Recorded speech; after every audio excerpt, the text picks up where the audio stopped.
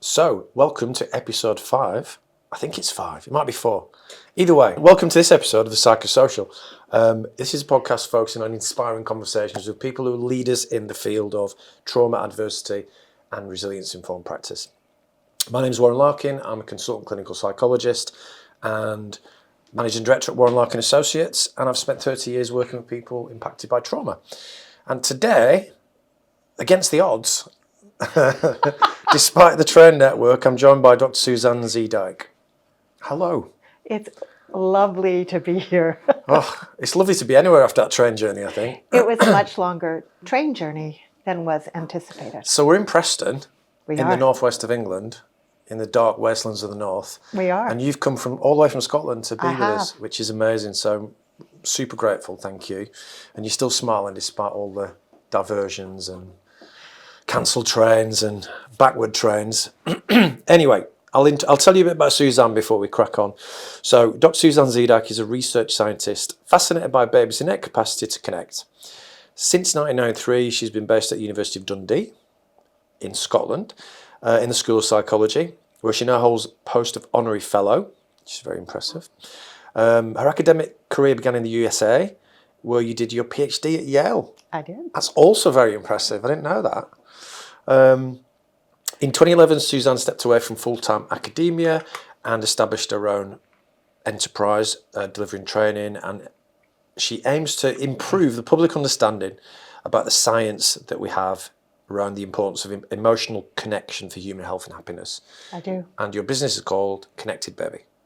It is. And we can come back to how we got from me stepping away to Connected Baby. Yes. Wonderful. Right, well, now we've got that out of the way. Great. Let's get into it. So, you're a developmental psychologist, Suzanne. Yeah. We kind of orbit the same world quite a lot, don't we? We kind of seem to be in the same sort of arena, and lots of things. We speak at the same events, but we're from different. I'm from a clinical perspective. You're from a developmental perspective. Can you say a little bit about how you ended up becoming a developmental psychologist, and maybe tell people a little bit about what that is? That's a brilliant place to start because tons of people have no idea what a developmental psychologist is, which makes total sense that they don't. Because actually it turns out to be quite a technical term. So if you're going to study psychology, as I did, so you go into university, I discovered I wanted to study psychology. Lots of people want to study psychology. It's a really popular topic. It turns out that you can study all sorts of different components of that. So you could study social psychology, which is how social phenomena and group phenomena, and so, in other words, social interactions between people. You could study cognitive psychology, which is how human beings think. Yeah. You could study neuropsychology, which is how the brain works. So you can study all these different topics. If you are interested in how human beings develop, perhaps from babyhood all the way up to older ages, if you're interested in that process of development, they call you a developmental psychologist. Okay. Which is slightly different from a child psychologist, which might study children, who would study children. But what makes developmental interesting is that you're not stopping with childhood. You're really trying to understand how human beings change over time. Right, so that's really helpful. So you study people across from birth through the life course. Well, the key thing I'm interested in is the processes that drive development. Okay. So my specialty then became infancy. So you might think babies don't have much to do with elderly people. Yes, they do, because it turns out that many of the biological capacities that we develop in infancy actually set the platform that we're going to draw on much later in life. And so I became not a clinical psychologist. I became not a clinical psychologist. I really wanted to do research on the questions that interested me, like how do children develop? And so in psychology, you can be interested in doing clinical work, working directly with people and helping them to solve problems. So I became really interested in doing research from an academic perspective on how human beings develop. Brilliant. And that led to me going from stage to stage to stage and how you do that. So you wanted to leave the world of academia and research and apply this in the real world. I spent 20 years in academia. And in fact, if you add my training to that, it's probably closer to 30 years. Mm-hmm. So I started that journey actually in California with a guy named Larry Fenson, who will not be known to very many people, but really helped me to understand the fascination of development, of human development. And I think it's worth saying that because you have to catch that spirit from somebody. Yeah, totally. And so it's worth remembering how that journey started. Yeah. And then I went to Yale, where there was a whole large group of people who could help you to think through those developmental questions. And then I went to the University of Dundee, where... From Yale to Dundee? From Yale to Dundee. Wow, that's quite a journey. Well, I got a position there. I could dive into studying babies and children.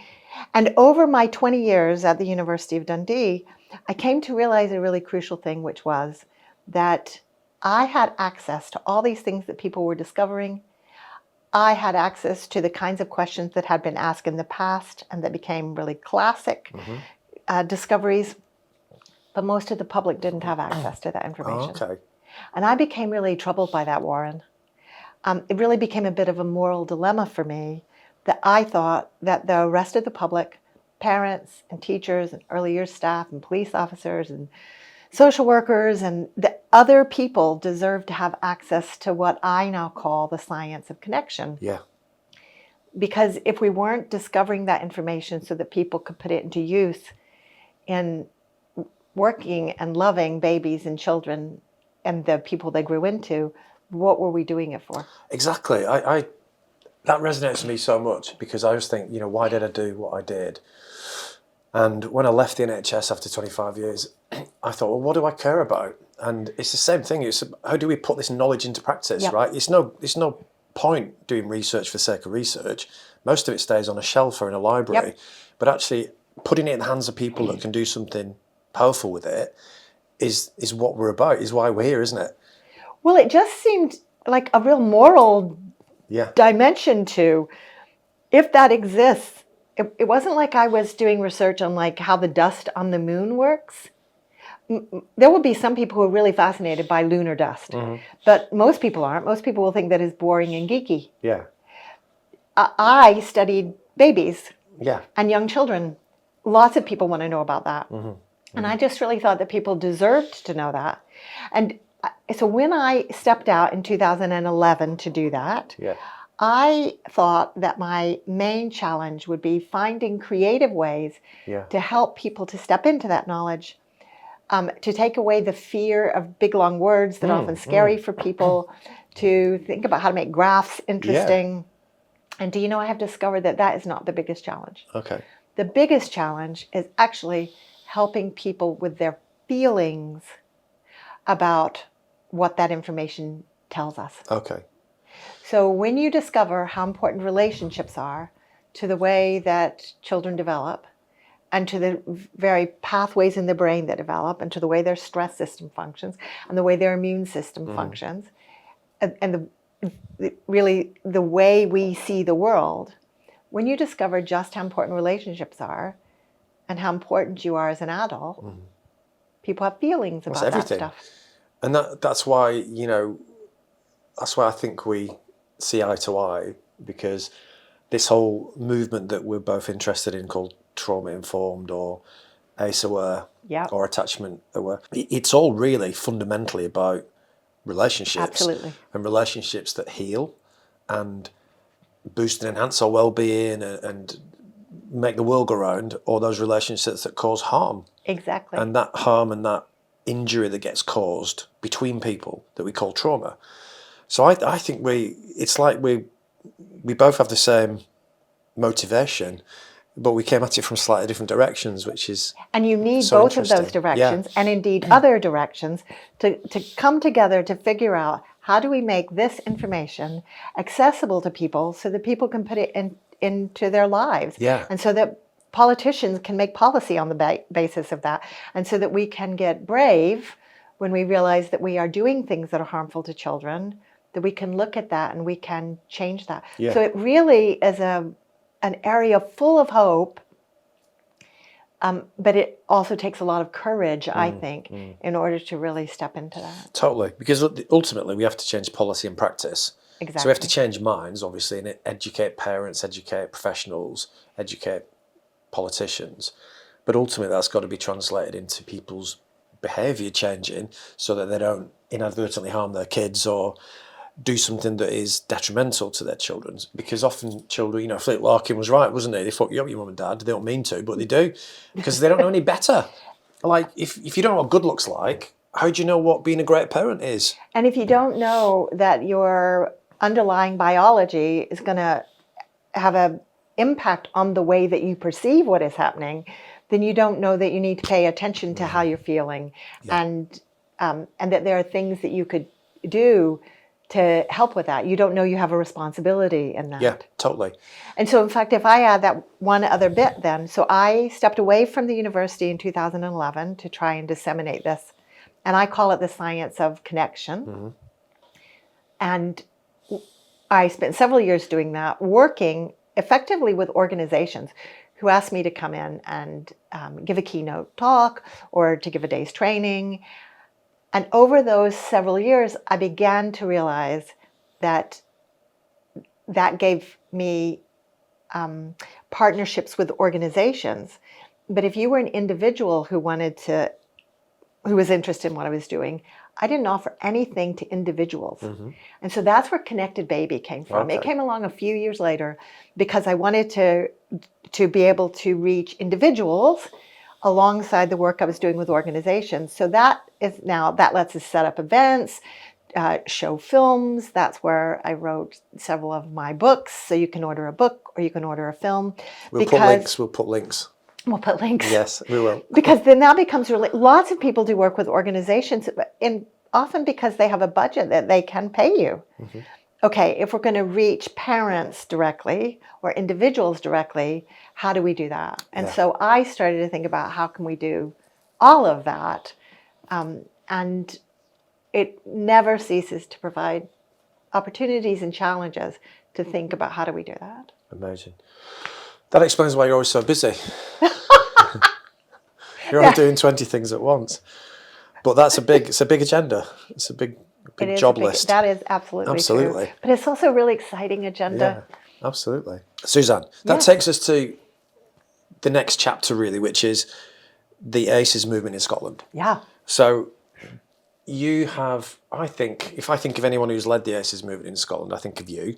I know that lots of other people have contributed to it as well, and there are too many to name, but you've kind of been a pivotal figure. And I remember meeting you, God, I think I'd just left the NHS in 2017 probably, in, somewhere very far north in Scotland, and I'd gone to a criminal justice conference and I was speaking, and I was doing a keynote, and so were you.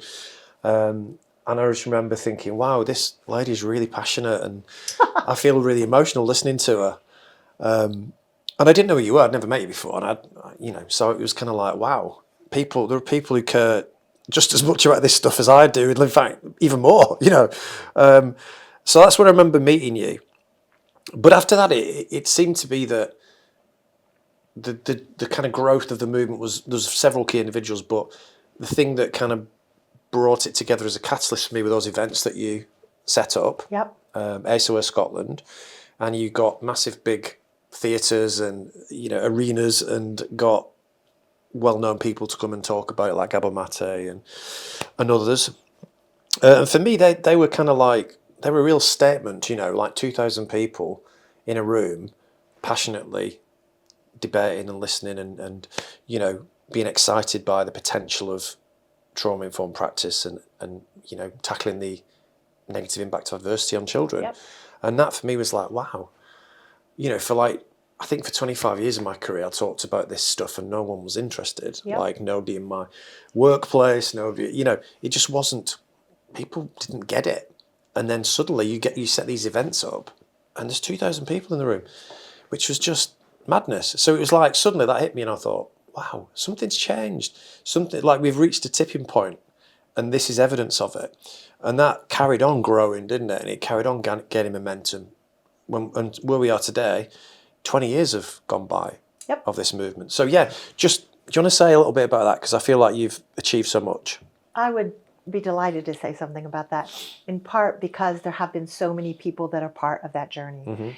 If I have led a part of that, I think I have led the grassroots part of the ACEs movement in Scotland, which goes back to 2005 in the police.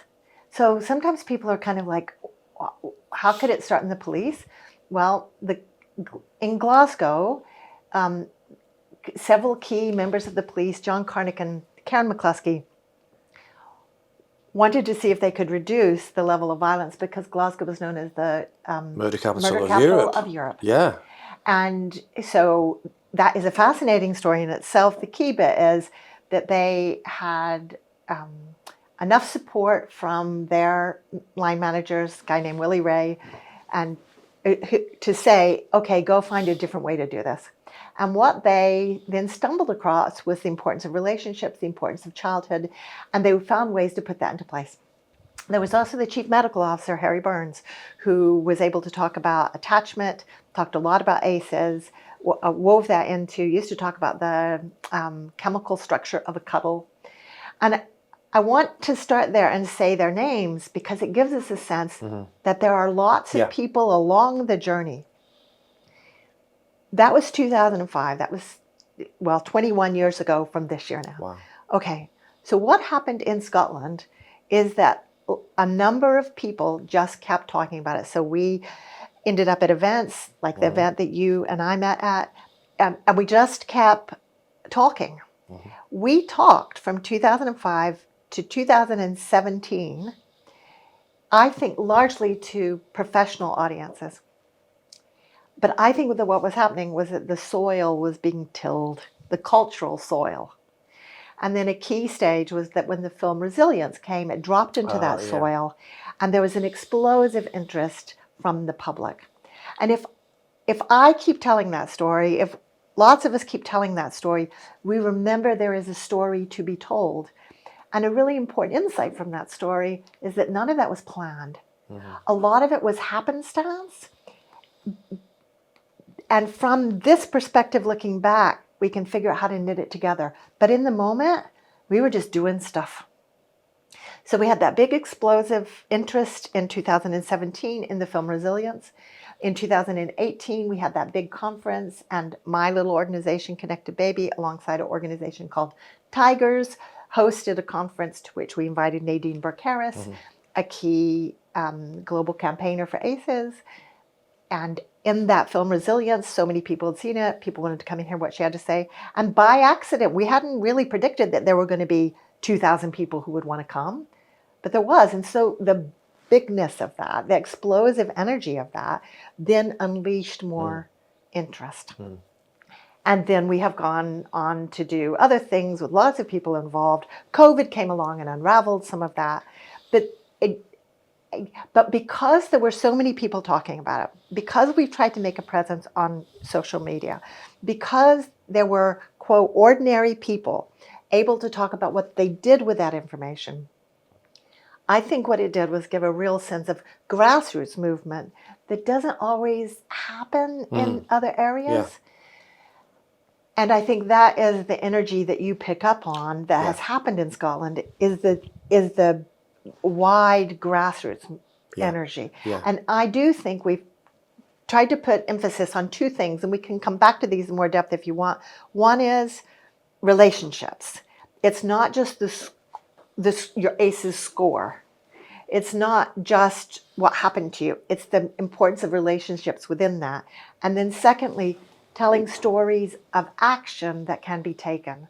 So it's not just the trauma and harm that has happened to you, but the action that any of us can take and that people have taken in order to counter that. And I see those two things as central to the grassroots movement that has happened in Scotland, alongside the government's activity, lots of professional activity. If you weave all of that together, it feels like a movement even though it's not necessarily integrated and planned together, but it's all in the cultural soil. Yeah, amazing. It's very exciting, It's and so- I'm really proud to Yeah. have been part of that, wide group of people who have taken action. And we can also put a link to the podcast recently Yep. that you did, summing up the 20 years of achievements, Yep. speaking to lots of interesting people. And I think it's important as well to say that the government stepped up as well, didn't they, in Scotland? And I remember getting invited to do a few workshops and stuff around adversity and routine inquiry in particular. The government wanted to trial that in GP practices, and we were getting some really good outcomes and some really good feedback. And then COVID happened, and and that's another story. But yeah, it feels to me like all of those ingredients came together, and people who shared this cause coalesced around this shared vision, really. Warren, there's something really important and interesting in that. When we talk about it, and when I say we, it's a really loose network of people. We don't just talk about the processes of trauma themselves. We have really framed that as about Scotland. And so we have given a cultural context into which that information falls. It's not contextless, because ultimately trauma and relationships and ACEs are about how we treat children, how we, the grown-ups, treat our children, how a society treats their children, our children. And therefore, ultimately, it is about us. And different cultures treat their children in different ways. Different cultures have different pressures on themselves, have different economic structures, have different ways of spending their taxes. When you start to realize that we're talking about the way a culture treats its children, and that's what we are talking about with childhood trauma, it puts a different frame on it, right? It actually puts a more uncomfortable frame on it, because suddenly you're asking a culture to reflect on its treatment of children, or you're asking people who are members of that culture to reflect on what they got taught in how to treat their children. But it's actually more real, right? When we talk about the processes of trauma in a sort of culturally contextless way, I actually think is a form of avoidance. And so what we have tried to do in Scotland is to think about what kind of Scotland do we want? What kind of future do we want? What does it mean to be Scottish in terms of how we treat our children? And do we have the authority or legitimacy to really stake a claim in that as to this is what we think Scotland ought to be? I mean, sometimes you think, well, the government decides that. Do they? It starts to raise some really interesting questions about where you're going with trauma and who has a right to decide that. How interesting. And what we learned from all of that is go do stuff. That's the message for other people. Go do stuff and think about it in terms of the culture. And that's the thing that I love about when I come to Scotland, is it feels like a community sharing this vision about they can improve the outcomes and the health and the well-being of families and children and adults in Scotland. Whereas in England, I think we don't have a unified vision of it, I don't think. I don't think there's any particular clear government guidance or statement or policy around this. Not like, unlike what you've got in Scotland. And it feels to me like pockets of really good practice and regional movements. But you've got this whole country with this ambition. There will be lots of people who don't identify with that, or lots of people who might disagree, or lots of people who might say, who has the legitimacy to decide that or to lead that or to decide the direction that it should go in. I would much rather that we are having those debates, even if they're not settled and it's not clear and there is some disagreement in that. I'd rather that we're having the debates than that it's calm and pushed underneath the surface. And so if what that has done is open up territory so that we can have those both hopeful and uncomfortable conversations, I am delighted. We have a lot of work yet to do. We have the highest drug deaths in Europe, in Scotland. How does that come about? How can we use trauma to help make sense of that? How do you use a relational approach to think about recovery from drug addiction? That raises interesting questions compared to using methadone as perceived as perhaps a recovery. It opens up all sorts of possibilities, and the more people that you have who are part of that conversation, who understand enough to feel that they're part of it and to use some of those words, the more powerful that knowledge becomes. Absolutely. And the scientist in me is then very, very happy. So much you've said there. We could unpack it and we could be here for like 2 days probably. But I do think the thing about addiction, I really like the idea that we apply this science to addiction, and we recognise that actually, Vincent Vlieti said originally when he did his original study, the 1998 study of adverse child experiences, that addiction really isn't about the inherent properties of a molecule that gets someone dependent. It's about the adverse impact of childhood experiences that creates a discomfort, a pain, an unresolved trauma. And as a result, people need to find external means of soothing that pain. And that's ultimately what people are doing, is that, if they've got unresolved pain, they still look for painkillers. And that makes perfect sense. It makes perfect sense. It makes perfect sense. And we have to be compassionate about that. And like, I remember Gabor Mate saying that, when he used to work with heroin users, he would say, "What does it feel like?" And they'd say, "It feels like love." Yep. And we stigmatise people for wanting to feel loved. And if they can't access that from other parts of their life, they've found another way of feeling at ease, at peace, even if it's temporary. And we stigmatise people for that, rather than looking at the source of that pain, Do you know, amongst the many things that I now have the honor and pleasure of doing, I am sometimes asked by lawyers to interview their clients who have become involved in the criminal justice system. And my job at that point is to be able to put together a report about the possibility of childhood trauma. And by the time it reaches me, there's always childhood trauma.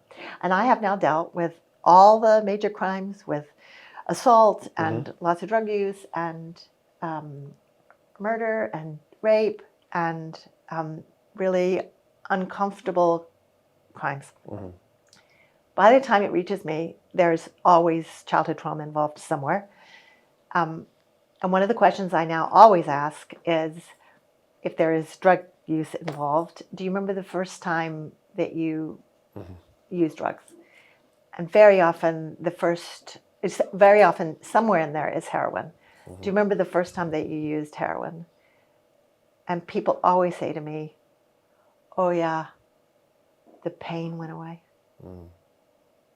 So what they remember very clearly, this pain that they had been carrying, or tension or distress or angst, whatever they might call it, it went away. Why would you not want more of that? Yeah. If you have discovered a way to take away that feeling, and you didn't know that feeling could be gone, why would you not want more of that? Yeah. And then, of course, that then becomes often a part of how you're doing life. Yeah. And then that leads to all sorts of new problems. Yep. If we just understood that, it opens up Absolutely. the possibility of compassion and curiosity. And we still treat the addiction rather than the underlying pain. Yeah. We focus on but that's in so many parts of our system. So it's not just addiction and recovery services, it's obesity services. We treat the behaviour rather than the underlying pain. We give people bariatric surgery, they lose weight, then they find another addiction, or they manifest mental health problems, or they attempt suicide because we haven't dealt with the underlying pain, but we took away their coping strategy. Yeah. We don't go, "Oh, here's a better coping strategy for your pain." We just go, "Oh, we'll stop you eating as much." That's not a solution. Same with prison. Ultimately, we put people in prison for doing criminal behaviour. We sanction their criminal activities, but we don't help them with rehab, come off the drugs that they're addicted to. We don't help them with social support. We don't help them with the mental health issues. People come out of prison quite often more traumatized Yes. and disabled than they were when they went in. And that, for me, is not addressing the underlying cause. It's actually just treating the symptom, treating the tip of the iceberg. And part of the reason for that is because we ended up framing all of these as medical problems. And that framing it of things as medical, as something that can be diagnosed, as a condition that you have, goes back 100 years. Yeah. Once you framed it as medical and something that can be diagnosed, pathologized, you then go down a particular treatment route and a particular cause route. Yeah. What the science of childhood trauma does is open up a whole new way to frame that, which is, this is a biological consequence of the way in which you experience the world in your childhood, which means that the relationships you had in your childhood and the way other people treated you left a biological impact. I think that is fascinating, that you carry, every single one of us carries in our body the way other people treated us as a child. First of all, I just think that is astonishing. And secondly, it explains lots of things. So if people can start to think of it as their biology, it maybe helps them to step away from identifying with those feelings. It can help you to, undercut shame and blame, and give you a way to start to understand yourself and other people in a compassionate way. Even when people behave in ways that are hurtful and harmful, which doesn't mean I'm endorsing that, but it helps me to understand where it came from. Yeah, totally. And then that can help us both to prevent it and to help people recover from Completely. it. But it starts in curiosity, Yeah. even Not judgment. about really uncomfortable things. And this idea that, and I'm not just, I think the medical profession is incredible. We wouldn't be sat here. We'd have been finished off by now, if we hadn't had modern medical science. But Engels said years ago, didn't he, that the purely biological model is inadequate and insufficient to explain the complexities of human beings. Yep. Psychosocial model is what we need to adopt, because no single discipline has all the answers to explain more complex human experience. So we have to be looking at it from a holistic perspective. Biopsychosocial, we have to look at all of those angles, and we also have to stop just treating the symptoms and ignoring the cause. And that's why our system, I think, is set up to pick up the pieces. So, like, I spent 25 years pursuing more and better treatments for psychosis. Yep. And actually, all the roads that I kind of examined and explored in my career led back to childhood trauma. So ultimately, I inadvertently spent most of my career dealing with childhood trauma, which wasn't what I signed up for. I was interested in people's voices and paranoia and everything else, but then you soon realise that those are a manifestation of unresolved trauma. People who are paranoid usually are frightened of people hurting them.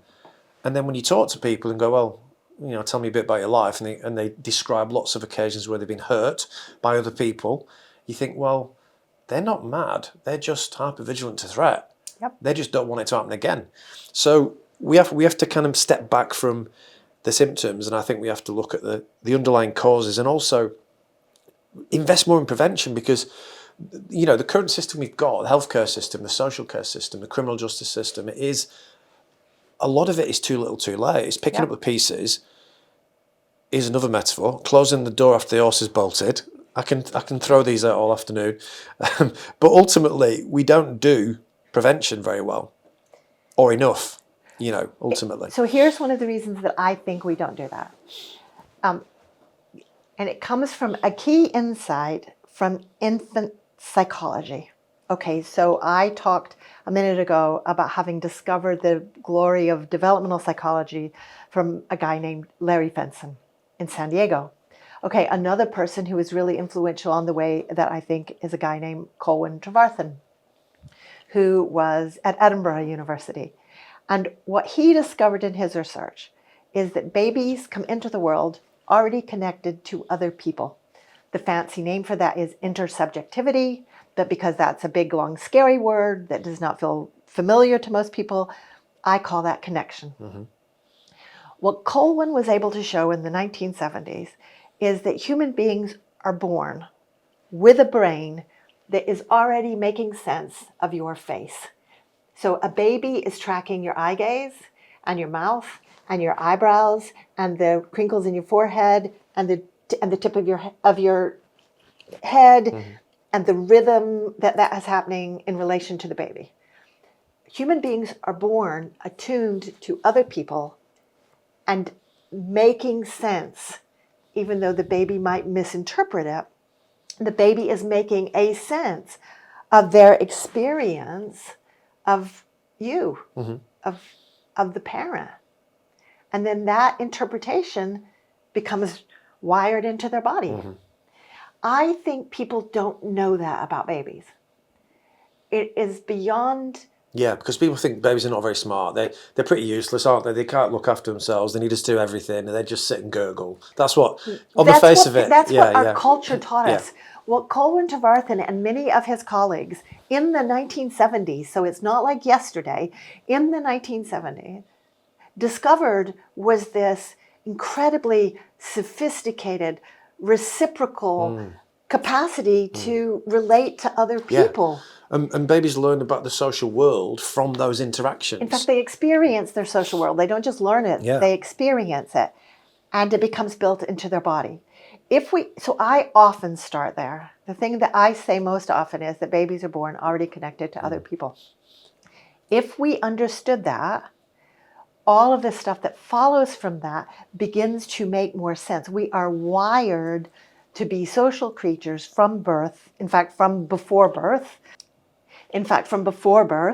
Because the baby already knows the sounds of the voices of the people that are in their world before they're born. Mm-hmm. Once you know that, you can then start to think about the implications of that, which are both fascinating and deeply unnerving, because it means that the way we treat our babies is having an impact on them long before, most of the time, people think babies are taking any notice of it at all. Yeah, it's really powerful. And this, I mean, as a cognitive psychologist, I would say it also affects your fundamental core beliefs, the schema, the deep-rooted sense of yourself, the world, and others comes from those earliest interactions. Is that not fascinating? Is that not fascinating that who you are, who you think you are, grew out of how other people treated you? Yes, exactly, yeah. It's like mind-blowing. That is mind-blowing. It's mind-blowing. And parents aren't taught this. You know, I remember going to parenting classes, antenatal classes, and there was a diagram of the birth canal and a plastic baby. Nothing about how my behaviour might influence the child's development or the child's brain.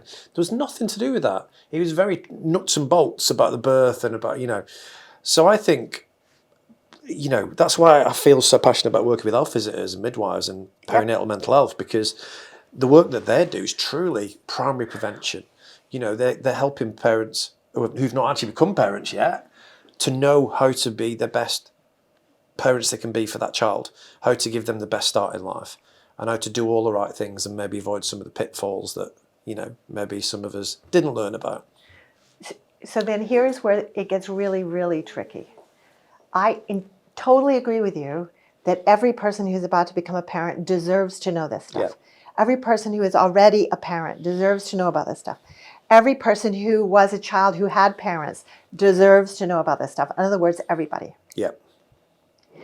But once any of us are successful or effective at helping people to understand this information, something follows from that, which is that people have feelings about it. Mm-hmm. And we already touched on that, but it's worth coming back to. It's one thing to know this stuff. It's another thing to feel what it is like to know this stuff. Because as soon as you really get the idea that relationships matter, then that means that the way that I treated my children had an impact I didn't realize. Yes. Or that means that the way I treated my children during the 20 years that I was a teacher had an impact I didn't know. Or that means that the advice that I gave as a GP to parents about how to treat their children had a bigger impact than I knew. So people easily get overwhelmed or shamed or feel guilty about things that they did and decisions that they took that they had no idea really mattered. Yes. And so I think it is my role and our role, and indeed our responsibility, if you're in this world, to pay attention more to how people feel about this information than to the content of the information. Yes. And I think that often Gets gets missed. lost No, when we're trying to disseminate this Yeah. information. The tone in which we do that matters hugely. It really does. And I think that's such an important point, and I think that's probably why some people really have a really strong away response from this subject. Yeah. Yeah, and you would hope that most people go, oh, lean in, this is interesting, this is important. Some people are really Lots recoil. of people. And I think, like, when we train health visitors to ask pregnant women at antenatal visits about their adversity, using the REACH model, the response they got was very interesting, and it was also quite predictable, it seemed. Similarly for family support workers speaking to families that they were giving input to from social care. With the pregnant women, they welcomed it. Whether they had a good childhood or a bad childhood, they welcomed it. They said, wow, that's such an important question to be asking someone who's about to become a mum, right? I had a good childhood, but actually totally get why you're asking it, because people need help at this point. Women who'd had a bad experience of childhood were like, wow, yeah, my childhood was awful and I want better for my kids. I really need some help. I've been really anxious about this. That's amazing. But then when you ask parents who are already parents and Yep. they've got kids and they're struggling, the family support workers, usually they're like, why are you bothering us? You just want to take our kids off us, keep away, you're judging us. We don't want social care coming to our house. When they started asking them about their own adversity, they had exactly that reaction. They started to realise that their childhood maybe wasn't ideal, Yep. and that actually they were repeating many of the things that their parents had done to them, and then they would feel all kinds of emotions, Yep. Guilt, shame, embarrassment, sadness, loss, regret. And then once those feelings had emerged and they'd become, tried to make sense of them, what was very predictable was that people would ask for help. They would go, do you know what? I realise now that I don't know what good looks like. Yep. I actually want better for my kids than I had. Can you help me? So these social workers and family support workers, they were going, oh, please don't come to our door. We don't want to see you here, telling us we're not good parents. Instead, they were going, yeah, what can you do for me? Because I want better for my kids than I didn't get. So that for me is wonderful and really, really powerful in terms of changing this. Not changing, but kind of preventing this intergenerational pattern where we just do what our parents did and we traumatise our kids the way we were, How could you expect anything else of anybody? Yeah, there's no blame associated with that. It's what just you observation. experienced as a child, you think is normal. Whatever are the dynamics of your family, you think that that's normal because as a child you can't think otherwise. Those experiences and the discomforts become built into your body, into your biology, and then you grow up and you carry them with you. And then when you're triggered by similar kinds of experiences, your stress system will try to protect you, even if that hurts other people. So that's where the blame and the shame often comes from. If we can hold people or contain them whilst they work through their feelings about this, then you can get them to the other side. And I work there all the time with audiences. So you said earlier that the first time you saw me at an event, you kind of felt really touched by that. Can I tell you, I work from deep, dark places all the time. I intentionally push audiences into places of discomfort so that we can really honor the impact of relationships, and I can help us to see how easily we can inflict harm that we did not mean to, and that it isn't bad people who inflict harm. Good people inflict harm too. That's us. Yeah.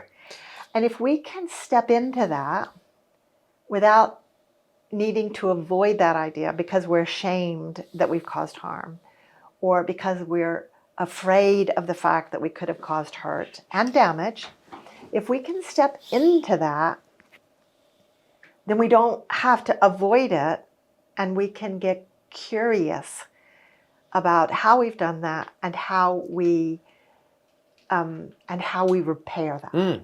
So it's also why I talk a lot about the rupture repair cycle, because that's where repair comes from. That's where correcting mismatches comes from. That's where you prevent hurt becoming toxic and becoming traumatic. If we can help people to stand in the discomfort of it and not avoid it, without doing that, but without causing blame and shame, then actually people can get to a new place. Yeah. So I often work from that place of sadness and grief and discomfort, because as long as you can help to contain the audience and you honor their feelings about it, it's actually a place from which lots of insights can really come. Yeah, I totally agree. And I also think that sometimes whenever doing workshops and things, I kind of talk about my own mistakes as a parent. Yeah. And I talk about how I addressed some of those mistakes with my children when they were old enough to talk to me about it, where we talked about some of the things that we thought were helpful at the time that probably weren't. And we've talked to them directly about some of the things we regret as parents. So I think sharing that often makes people think, well, yeah, we all kind of do what we think's right at the time, but actually, in retrospect, it's important that we look back at it and go, do you know what? I wouldn't have done that again. I wouldn't advise anyone to do that. That was a mistake. I got it wrong. I was trying my best, but I didn't know any better. But I've learned that it is a mistake now, and I think, we're all doing our best, but we have to kind of try and learn from each other's experience. So I could stop, as a grandparent, I could correct some of those mistakes that I made with my kids, with their kids. Yep. So it's really important that the older generation as well, who I think I'm becoming a part of, by the way, learn about this stuff as well. So it is never too late to say sorry to your children No. if you did something that now you regret, that you wouldn't do if you had your time again, you wouldn't do. It also doesn't work to beat yourself up about what you didn't know. So it's like holding both sides at the same time. Yeah, and it's that repair that you we've always got the opportunity to repair it. To go back and go, hey, I got it wrong, and I'm sorry. And fine, did that hurt? It might be, as a parent, that you're actually worried about something that is not actually worrying your children. Yeah, so you're that's right. a relief to you to know. Yeah, absolutely. If the child is carrying consequences of that, to know that their pain has been acknowledged and that they can share that with you, takes down the barriers within totally. relationships. Totally. But it takes courage to do all of that, which is why one of the other things that I often try to talk about, I use the word courage and curiosity. Those two words I use a lot, because I think that is what is needed to do this kind of work, is the courage to look and the courage to hear and the courage to be interested in things that are often uncomfortable and sore. Absolutely. And I call the ability to do that fierce curiosity. So you need fierce curiosity when you have to be curious about things that you really wish that you'd never had to wonder about ever in the first place. If you have fierce levels of it, it carries you through the discomfort that you can often have about wondering those things. So, Suzanne, we are kind of running out of time, so we have to kind of focus this down now to the fundamentals. And I reckon we probably need part 2 of this, I think. Okay. Yeah. It'll probably take you another couple of days to get home after this, so you might need a little break. But we will definitely get part 2. Maybe I'll have to come to Scotland. That'd be great. So, this concept of trauma-informed practice or trauma-informed care, lots of people are talking about it now. Yep. And like I say, back in the day, nobody was interested. When I published my book, I can't do it that way, 2006, very controversial. Medical model was dominant. The idea of trauma being a cause and a maintenance factor in psychosis was really controversial, because the prevailing wisdom was it was too much dopamine. It was a brain chemistry issue. And then, Harrison Fallott's book on using trauma theory to create effective systems in mental health, 2001. That wasn't a bestseller, was it? Even though it was a really important book. And then 2014, we got Sam's definition. So a government agency in America, the Mental Health and Substance Misuse Administration, published guidance that said, we want organisations to become trauma-informed. So gradually it became this concept that people started to understand. And then it took a very long time for the English government to publish anything about it. And instead of the 4 R's, which the last one was respond, they left that one out. So oversight or deliberate, I don't know. So can I interrupt you for a second? Yeah. Why do you think it was controversial? What, the book? No, the whole concept. idea. The concept. Why was the concept controversial? Because that is very interesting to think about in the development of an idea. Why do you think it was controversial? I think a few reasons, actually. I think one, certainly in my field of clinical psychology, I think there was the kind of psychiatry, psychology opposition, the two different worlds colliding. I think that was a bit of a problem. The medical model didn't really fit. Medical model. Yeah, so we needed a biopsychosocial perspective, not a bio perspective. And even Stephen Sharfstein, who was the president of the American Psychiatric Association at the time, made a really famous speech where he said, we've just become, the kind of lackeys of drug companies. We've just become, we've become a profession where people don't trust us anymore because we just minimise things and simplify things into cause and effect. And he's in a chemical imbalance and he's a drug that'll fix it.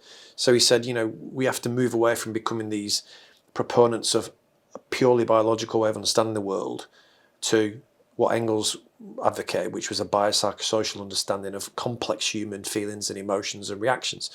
So I think partly it's that mindset thing and how people were trained and the kind of, the dominance of medical psychiatry and the medical model. But I also think that in wider society, we didn't even like talking about mental health issues 30 years ago. That was taboo. Yeah. We didn't talk about sex in the same way that people do today. We didn't talk about drugs and, there were a lot of things we didn't talk about. And I think the idea that abuse, neglect, domestic violence, all of these things were happening in our street, under our noses, often in people's homes, I think was deeply uncomfortable. So I just feel like people weren't ready to talk about that stuff or to think about it. That's just my gut feeling. Having said that, when you look at mental health, people in mental health services, the kind of opposite's true. They expect to be asked. And in fact, John Reed did some great research where he asked members of the public about what they thought the causes of mental ill health were. Yep. And most of the people that they asked, the majority of people in the public said, bad things happening to people. Yeah. A very, very small percentage said something to do with your brain chemistry. Yep. So I think it's complicated. I don't have the answer clearly because I've just given you several examples. Isn't it interesting to remember that what seems really obvious to people now was once really controversial to talk about. Totally. And so understanding that is part of the history of shifting ideas is really valuable to keep in mind. Yeah, and also I always think about other public health kind of shifts as well, like healthy eating, eating fruit and vegetables, not eating as much saturated fat. Banning smoking in public took 50 years after we had definitive evidence that it killed people. But it still took us 50 years to do it. So a lot of public health innovations or developments that we now take for granted, like wearing seatbelts, they took a long time to become accepted. Yep. So I think partly it's that idea that people have to come round to this idea that it's okay to talk about bad things that happen to you. Do you know, if we go all the way back to the Violence Reduction Unit, which I talked about a little bit ago, who became interested in how the impact of childhood had an impact on the likelihood of becoming violent at later ages. The way I came to know of them was because I thought that was a brilliant insight to offer, but the press were really angry at them for talking about babies because they said your job is to lock the bad people up. Yeah. It is not, the social workers deal with babies. Parents? Yeah. And so the courage that it took them to try to reframe the issue and to stop violence being a criminal justice issue and an issue of morality. A social issue, morality. That it became an issue of public health, which is how they tried to reframe it, was part of the key shift that has happened in Yeah, Glasgow, yeah. and now the murder rate is much Yeah. reduced. Yeah. So the mindset that you talk about and the way that we understand a problem is it has a quite, I wanted to use the word miraculous, maybe that's too strong, but it really frames just how you understand the world, and then it makes all sorts of other things possible. Totally, I totally agree about the violence reduction unit and the spread of the violence reduction networks in England as well. I see them as like the Trojan horse for early help and prevention. So they were set up to tackle knife crime, but actually they've become the advocates for early help, for the early years, for investing in prevention, because that's where it all starts. So they've initially accidentally, but then deliberately, become real advocates for prevention, early help, and early intervention. So I think that's an incredible development and advance, and I hope they carry on. And if people want do. to know about that, Alistair Fraser and his team at the University of Glasgow have a new book out tracing the impact of that way of thinking. So for all that I know, we're supposed to be, focusing at the moment because we're coming to the end of this. It's worth remembering what the history of all that is, so that we don't take for granted where we got to now. Absolutely. So what do you think needs to happen next, Suzanne? In this whole movement, we gathered massive momentum around trauma-informed practice. Everybody, you look on LinkedIn, everyone's put trauma-informed accountant, trauma-informed swimming coach, whereas, like I say, a few years ago, we were talking about it and nobody was interested. So it's suddenly become a real legitimate concern and a cause that lots of people are interested in. What's left to do though? Because my view is lots of people are aware of it now, but there's still massive chunks of the population who are not aware of the basic fundamentals that we assume people know about. So I think there's a lot of educating we still need to do for professionals as well as members of the public. But I also think there's a lot of applying this science in practical ways that we've already alluded to. Still needs to happen. But that's just a very high level summary in my head about what we've got to do more of. What are your thoughts on what next? I think we need to understand how relationships work. I think we've come at this a little bit we've ended up coming through the back door to this. We could have called this trauma-informed movement. We could have called it an ACEs-aware movement. We could have called it attachment. We could have called it relationships. We could have called it child development. We could have called it maltreatment. Any of that language would have been accurate. And if I had a druther, I would have called it child development. But that is not the language that caught on. The language that caught on is trauma. And in fact, trauma has now taken over from ACEs. The reason that I think that caught on is because it was the most alarming. It showed us what could go wrong. I am perfectly happy to start there. But what it shows us is where things end up. So mostly when we're talking about trauma-informed these days, people have learned something about how the brain develops and how the amygdala functions and how the stress system works and what can go wrong in the stress system and where you can get triggered. How not to make it worse. But that's the end of the process. That comes out of relational dynamics. So the trauma is not just about what happened to you. It's about who was there to help you when that thing happened to you. So if there's abuse going on in your home as a child and you are being hit, and I like giving that example because that will be hard for people to think about. There are lots of children in our country who are hit at home and who come to school having been hit that morning. We need to be able to step into that reality. Okay, that child's life is now more difficult. That child's life is going to become a whole lot more difficult if the school isn't interested in that and the staff at the school don't have the capacity to be curious about what is happening in their student's life that they might not know about, but that is demonstrated as behavior. So when you're trauma-informed, you're able to get more curious about what that behavior might mean. And then people want to help with the experiences and to perhaps to address the behavior, and all of that's great. But that's the end of it. What I think we really need to now invest more attention in is, what are the dynamics of relationships that lead to that behavior, that lead to those struggles, that lead to those mental health outcomes? I'm really glad that we're having this conversation, but we now need to work our way back in development to understand things like the rupture repair cycle, emotional boundaries, attachment styles, shame as a relational experience, the drama triangle. These are dynamics that happen in all human relationships. You learn the rhythms of them as a baby before you have any conscious understanding of what is going on, and then you bring that with you in your biology into your adulthood. I think we are not talking about the dynamics of relationships nearly enough, and so people don't so easily link the consequences of those relational things to what is happening. And so I think that's where we go next. And if we do that, I think then relational approaches in schools and to behavior begin to make more sense. People hear about it, but they don't know why relational practice matters so much. That begins to address that gap. And I'm terribly excited about that. I think this is where part 2 needs to go. Because we, like you, I started at the pathology end of things, where things have gone wrong.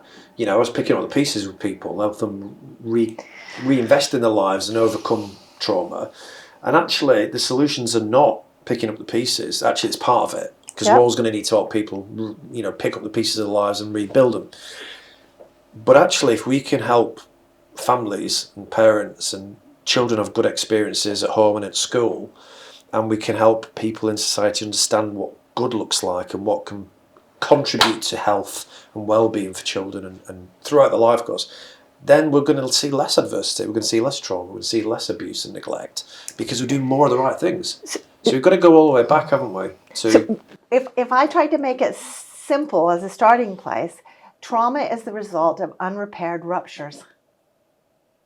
So if you just help people to understand how ruptures work in human relationships and what repair looks like and why that matters, then people could just start to pay attention to repairing ruptures. And even where bad things happen, they do not have to lead to trauma. Because they're being repaired. Healed in the moment. Let's talk about that dynamic. But if I say that, I now talk a lot about rupture repair in my work. But for the most part, people haven't heard of rupture repair, and they don't know what that is. We need to talk about that. The film Inside Out, which I talk about a lot, is all about the rupture repair cycle. So it's there in our consciousness. We need to be able to talk it through and have it explained so we understand why it matters so much. Yes, so we need to come on to this in part 2. And we also, I think, need to talk about positive childhood experiences and benevolent childhood experiences and resilience as the antidote to adversity. Yes. And what we can do, actually, even if we can't prevent all the adverse circumstances in a child's life, there are things we can engineer and promote that will help them cope despite those experiences and stay healthy. And the reason they help is because the dynamics of relationships that are going on are countering the impact of the distress in the body. Absolutely. It's all relational. If we understand it as relational, it just is really hopeful if we are brave enough to look at how important relationships are. We as adults have great power, much more power than we realize, and probably more power than we want. But because we're human beings and we're not Martians and we're not AI robots, we carry that biological power, and we just need to step into it and figure out how to wield it well. Wonderful. That's a fabulous point to sort of round up. God, we could talk so much more. We definitely need part 2. Okay. Can I ask for your consent for part 2? Yeah. Okay. On a final note, though, what advice would you? You've given lots of brilliant advice and insight. But what kind of advice would you leave parents and teachers and grandparents with from our conversation? What little nugget would you leave us thinking about? find out what I mean by the rupture repair cycle. Okay.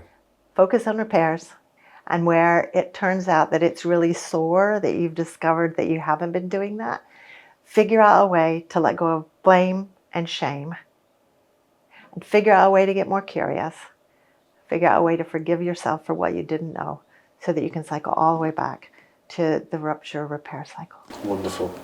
Suzanne, thank you so much. It's been a It's been an total absolute pleasure. pleasure. It was worth that train journey, Warren. Well, it must have been good then, because that train journey was horrific, wasn't it? Thank It's you been a so delight much. to be here. Yeah, oh, it's so lovely to see you. And it's been a while in the planning, but it's lived up to expectations, of course. So, Pleasure. thank you. Thank and you. we've got a dinner reservation, so we need to go. Okay. Okay.